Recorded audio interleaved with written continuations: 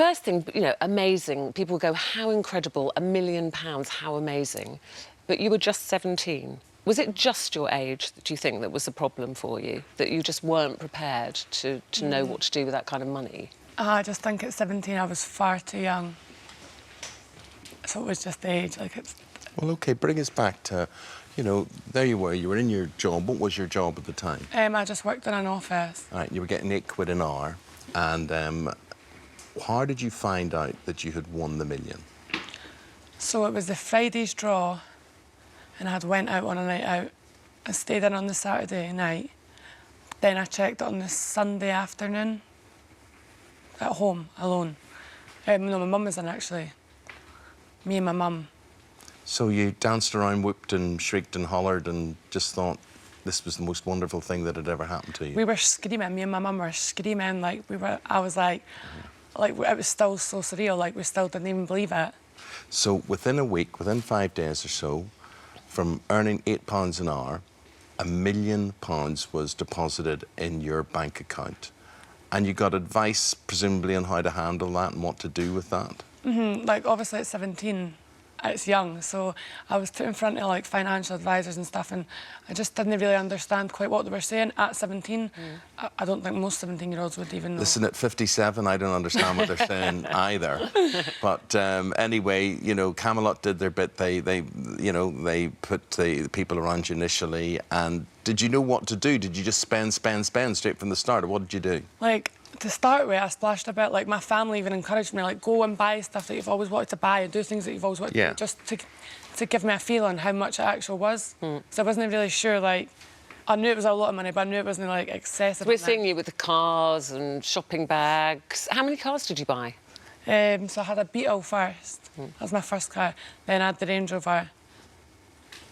And then I had the BMW. And these are all things that, you know, a lot of us dream about. You know, you think, if I won the lottery, I would buy this, I would buy that. You think it would be the most amazing feeling. But once you've had that initial, you've bought the cars, you've bought the jewellery, then what happens? Does it kind of plateau, that feeling? Did you start feeling a bit isolated? Because obviously your friends can't join in with that forever. You can treat them, but then eventually they will go back to their jobs and their lives. Did you feel lonely? Like, I moved, like, I obviously bought a property, I moved in there, and then there just became a time where I was, like, just so lonely. I had no one, like, obviously I had family and stuff, but there was days where I was just sitting myself, watching, like, daytime TV, and I was thinking, like, this isn't me, like... Now, Jane, you know, however real that story is to you, or to your mum, Linda, who's watching today, there are going to be very few people who are going to have sympathy with you. But I want to put this in context. When she won the lottery, they gave her a champagne flute to toast. And they couldn't put Prosecco or champagne in it, could they? What did they put in your champagne flute? They put iron brew in it. They put iron brew in that, which is amazing when you think about it. You weren't deemed responsible enough or old enough to handle alcohol, but you were deemed responsible and old enough to handle £1 million. And you want that changed. I just feel like at 17, like, you're either still in school or you've just left school, and you're at that stage in your life where you're deciding what chapters to come next. And when you come into such a big amount of money, I just feel like there should be more help and, like, a direction of where you're... Do you know what I mean? And what about now? Have you spent a lot of the money? Have you invested? Well, the newspapers say you haven't got any of it left. They say you're broke. I know, they seem to think as soon as I sell a property or as soon as I'm seen in a normal shop that's abnormal. But I think, do you know what I mean? I've got a strong set of financial advisors around me, and they advise me on when to sell or what to sell or where my money should go to make it work for me. What about friends? Did you lose friends, gain friends? Well, I'd say you get plenty of those initially. So, like, I've always had, like, the close circle of friends. My friends themselves know who they are, and they know that I appreciate them. And did you want to treat your friends? I mean, did you want to spend money on them, or did they start getting embarrassed? They get embarrassed by it. They get embarrassed. They're like, no, we can pay you our own way.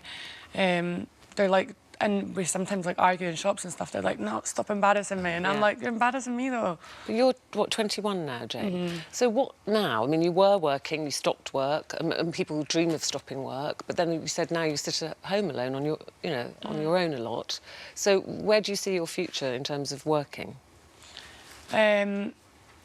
so I'm quite optimistic. I'm always wanting to learn new things, and I don't know. I'm just excited really now about the future. But you would like to go back to work, or do you need to go back to work? I'm comfortable just now. Like, I don't have to work, and that's not me saying I'll never work again, because I don't. Well, a million is all right, but look, we could all spend $1 million this week. You buy a house, it's gone. You could buy 3 cars and it's gone. You know, it's brilliant, but it's not, you know, for the rest of your lifetime. I think it's just about investing wisely, and keeping an eye on it, you know. And OK. What about keeping an eye on boyfriends? What, I mean, you know, when you get into that situation, can you trust everybody around you? Can you be sure they're attracted to you or they're attracted to your EuroMillions? No, like, I've got such a big guard for guys. Like, obviously I've been in previous relationships that just haven't worked, and I just never know, with new guys, I never know what their intentions are, and it can be quite difficult. But you are looking for love? I am. I've got my options open, but I'm seeing someone. I know, you are seeing someone? No. Oh, OK, well, Very early days. Good luck with that. We've got lots of comments here. Annie says, no matter whether someone has £1 or £1 million, it's what you do with your life that brings you happiness, not how you spend money. Louise says, I think that you have a point. You can't enter a casino until you're 18, so it doesn't make sense that you could buy a lottery ticket. Lots of people obviously saying money doesn't bring you happiness. A lot of people saying stop moaning. Which is fair enough. I can totally understand why people would think I was moaning. And But with all things considered, is not winning $1 million at 17 better than the alternative?